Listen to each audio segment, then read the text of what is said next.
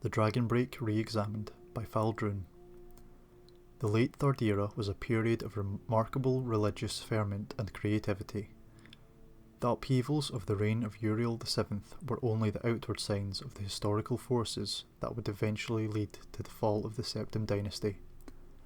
The so-called Dragon Break was the first proposed at this time by a wide variety of cults and fringe sects across the empire, connected only by a common obsession with the events surrounding Tiber Septim's rise to power, the founding myth, if you will, of the Septim dynasty.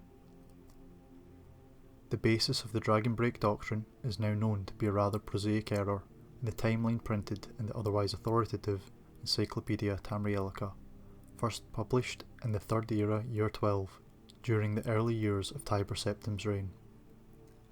At that time, the archives of Alinor were still inaccessible to human scholars, and the extant records from the Alessian period were extremely fragmentary.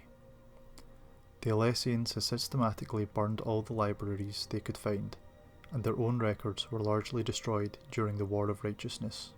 The author of the Encyclopaedia Tamrielica was apparently unfamiliar with the Alessian year, which their priesthood used to record all dates. We now know this refers to the length of the long vision trances undertaken by the High Priestess, which might last anywhere from a few weeks to several months. Based on analysis of the surviving trance scrolls, as well as murals and friezes from Alessian temples, I estimate that the Alessian order actually only lasted about 150 years, rather than the famous 1008 years given by the Encyclopaedia Tamrielica.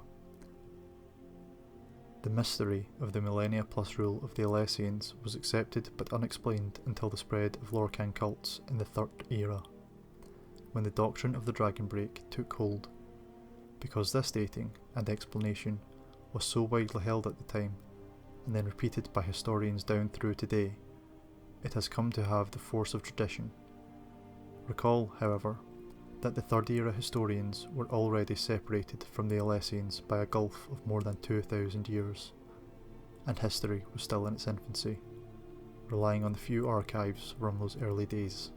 Today, modern archaeology and paleonumerology have confirmed what my own research in Alessian dating first suggested, that the Dragon Break was invented in the late Third Era based on a scholarly era, fueled by obsession with eschatology and Numidianism, and perpetuated by scholarly inertia.